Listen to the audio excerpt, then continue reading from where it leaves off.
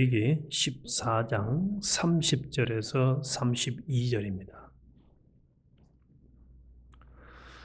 그는 힘이 미치는 대로 산비둘기 한 마리나 집비둘기 새끼 한 마리를 들이되 곧 그의 힘이 미치는 대로 한 마리는 속죄제로 한 마리는 소제와 함께 번제로 드릴 것이요 제사장은 정결함을 받을 자를 위하여 여호와 앞에 속죄할지니 나병 환자로서 그 정결 예식에 그의 힘이 미치지 못한 자의 규례가 이러하니라.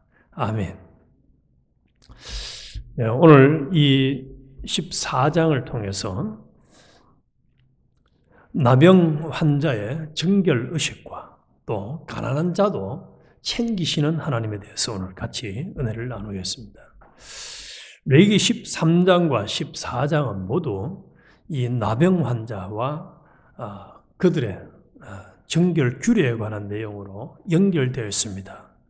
그래서 이 두 장을 함께 묵상을 해보면은 하나님께서 강조하시는 아주 분명한 메시지를 알 수 있는데 우리는 오늘 아침에 여기에 대해서 살펴보겠습니다.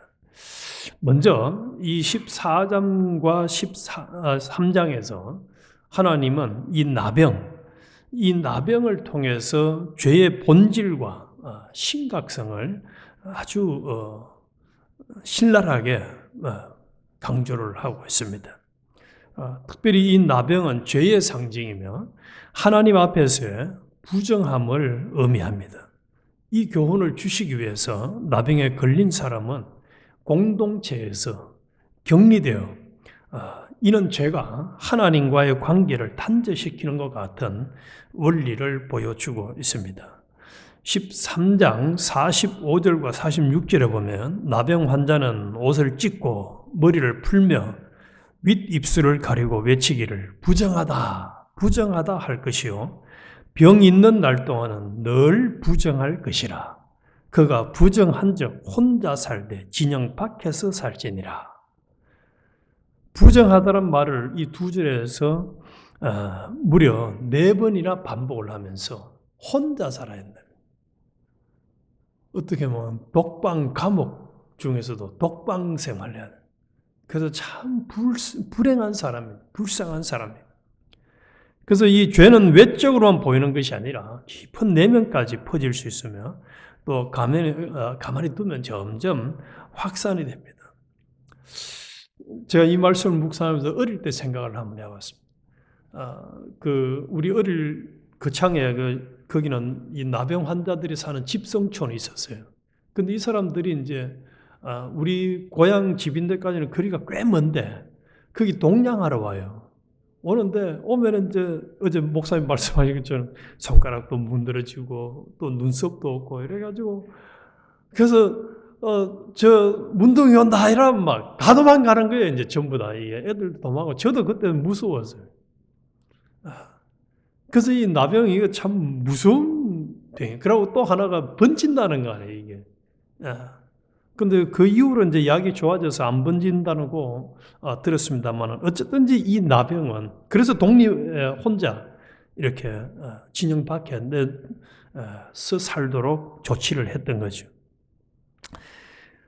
그런데 이 13장에서는 이렇게 이제 혼자 살도록 했던 사람을 14장에 와서는 이제 그 병이 나아서 다시 공동체와 함께 살아가도록 이제 그 규례를 우리에게 말씀해 주고 있는 것이 24장입니다. 그래서 나병에서 깨끗해진 사람의 회복은 철저히 절차를 통해서 이루어지는데, 즉 하나님이 정하신 방식으로 정결되어야 하고 또 그 규례에 대해서 1절부터 방금 읽은 이 32절까지 길게 설명을 하고 있습니다. 그래서 나병이 걸려서 부정하다고 판단이 된 자가 다시 언약의 공동체 안으로 들어오기 위해서는 이 절차를 따라야 했는데, 나병 환자를 치료한 후 진영 밖으로 데려가서 이제 이 사람이 나았다고 판명이 되면 제사장에게 진찰을 받아야 했습니다. 그리고 제사장은 살아있는 새 2마리, 또 삼나무, 주홍색 실, 우설초를 사용해서 정화의식을 거행을 합니다. 그리고 새 한 마리는 희생을 하고 다른 한 마리는 놓아주는 의식을 치르게 했습니다. 그래서 이 정결 의식의 마지막 절차는 성소를 정결하게 하고 또한 언약 공동체의 구성원으로서 병에서 나은 사람을 그 공동체 안에서 온전한 교제를 하도록 회복시켜 주는데 초점이 맞추어져 있습니다. 그래서 세 가지 기본적인 제사, 곧 방금 읽은 속죄제, 번제, 소제를 드린 다음 병에서 나은 사람은 이스라엘 백성의 공동체와 함께 이제 생활을 하도록 회복이 되어집니다.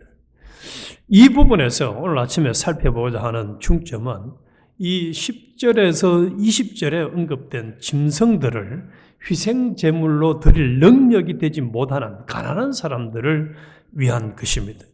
이 규례는 가난한 사람이 값비싼 가축 대신 산비둘기나 집비둘기를 제물로 드릴 것을 지시합니다. 또한 소제는 정상적인 분량보다는 3분의 2를 드리도록 규정을 합니다. 그러면서 31절에서 말씀하시는데 제가 다시 한번 읽어볼게요. 그의 힘이 미치는 대로 그 사람이 할 수 있는 대로 한 마리는 속죄제로 한 마리는 소제와 함께 번제로 드릴 것이요 제사장은 정결함을 받을 자를 위하여 여호와 앞에 속죄할지니. 그래서 속죄 제사와 피와 기름을 통한 정결 의식은 이 예수 그리스도의 구속 사역을 예표하고 있습니다. 그래서 죄에서 회복은 하나님의 방법을 따라야 합니다.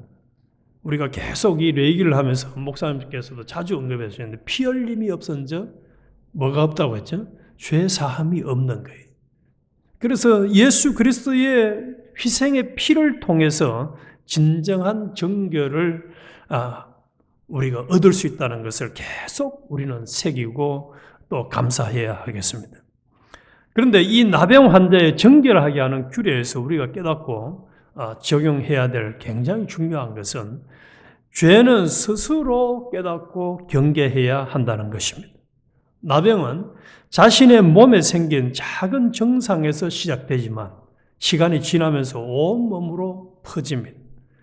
죄도 마찬가지로 처음에는 작게 보일 수 있지만 점점 우리의 삶을 망가뜨릴 수 있다는 사실입니다. 그래서 우리의 삶 속에서 하나님이 기뻐하시지 아니하는 작은 죄라도 방치하지 않고 회개하는 습관을 가져야 하겠습니다. 그리고 이 죄는 결과가 하나님과 단절을 시키는 것이 문제입니다. 그래서 나병 환자는 공동체에서 격리되었듯이 죄인은 하나님의 임재에서 멀어질 수밖에 없습니다. 그래서 하나님과 가까이 하기 위해서는 어떤 조치를 취해야 되는 거죠?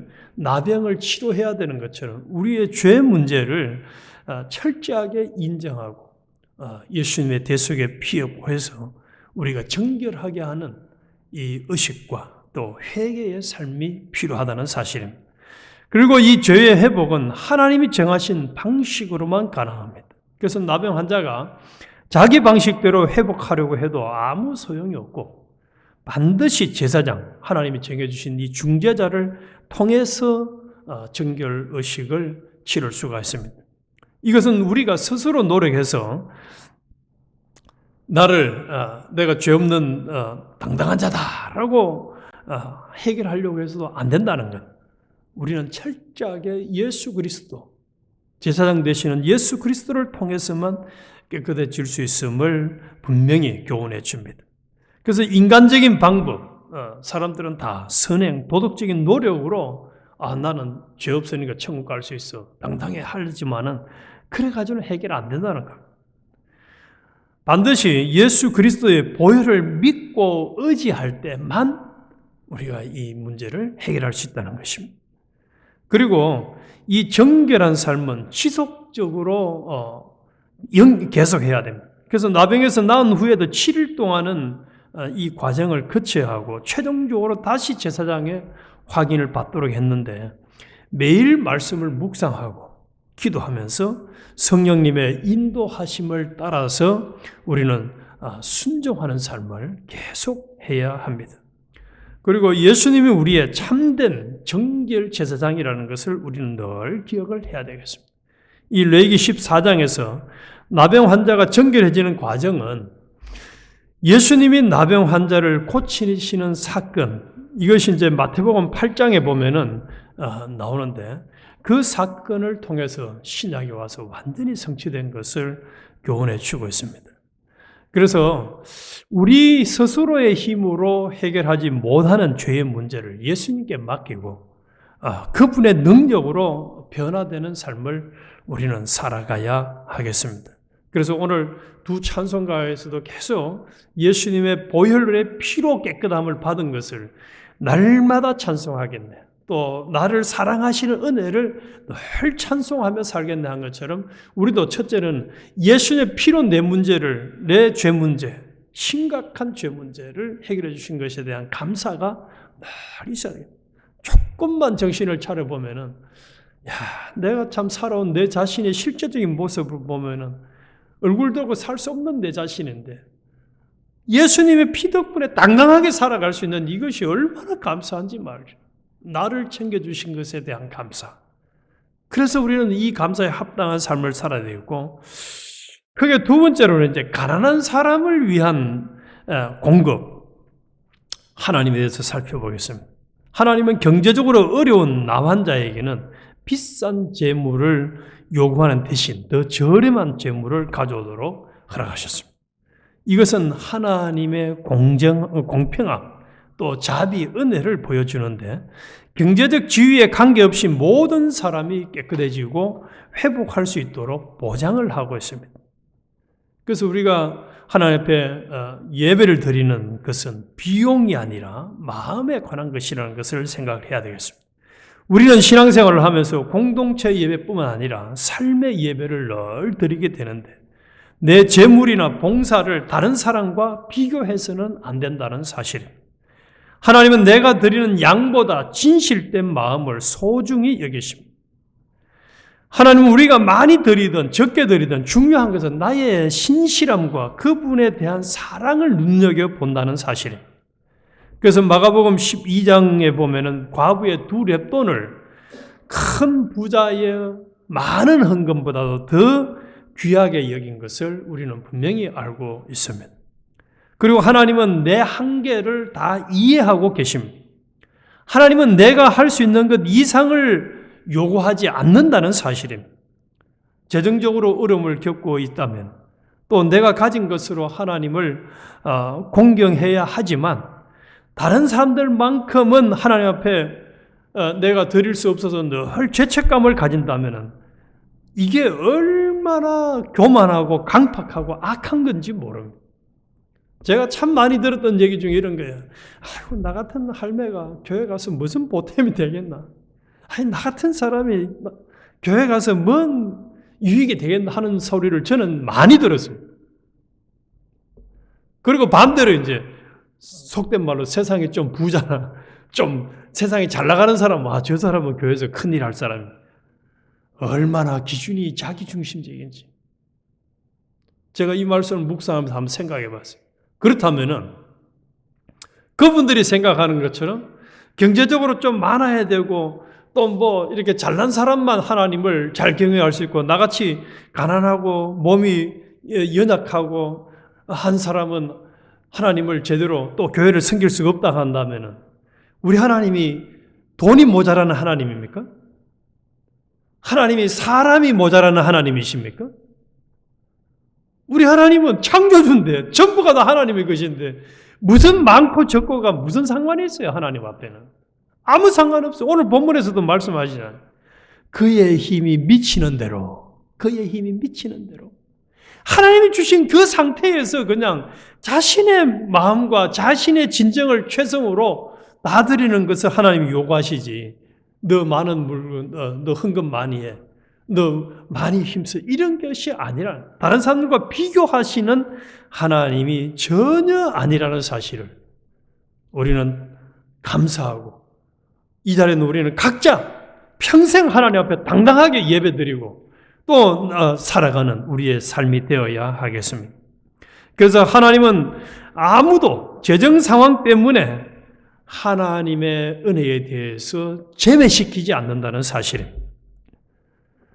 그리고 더 나아가서 나는 내 상황 때문에 하나님께 나아갈 자격이 없다고 여겨서는 안 된다는 사실입니다. 하나님은 그냥 있는 그대로 나오라고 하십니다. 오히려 둘째 아들이 아버지 품을 떠나가지고 탁 잃어버리고 돼지가 먹는 양식도 먹을 게 없어가지고 돌아오는 그 거지 같은 아들을 아버지는 더 챙기잖아요. 외모가 문제가 아닙니다. 그래서 로마서 10장 12절에 보면 유대인이나 헬라인이나 차별이 없음이니라 한 분이신 주께서 모든 사람의 주가 되사 그를 부르는 모든 사람에게 부요하시도다. 누구든지 주의 이름을 부르는 자는 구원을 얻으리라 말씀을 하셨어요. 그래서 우리 자신들은 다른 사람을 그들의 부나 가난에 관계없이 존중하고 사랑하며 살아가고 있는지를 돌아봐야 됩니다. 나에 대해서도 다른 사람에 대해서도 경제적인 그 조건을 가지고 저 사람은 또 나는 저 사람은 모자라 이렇게 하는 악을 절대로 저질러서는 안 된다는 사실입니다. 그래서 재정이 문제가 아니라 하나님이 요구하는 것, 시간, 또 능력, 우리에게 주신 각종 달란트를 가지고 하나님을 공경하며 하나님을 진정으로 경외하며 살아가는 이 진실한 마음, 이게 가장 중요하다는 사실입니다.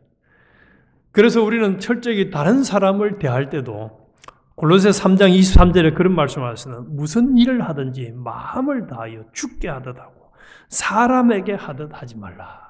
그래서 우리는 철저하게 나에 대해서도 다른 사람에게 대해서도 하나님을 경외함으로 믿음으로 상대하는 우리가 되어야 하겠습니다. 그래서 그의 힘이 미치는 대로라고 하는 이 말씀을 통해서 우리는 하나님이 공급해 주심에 대한 확실한 신뢰를 해야 하겠습니다.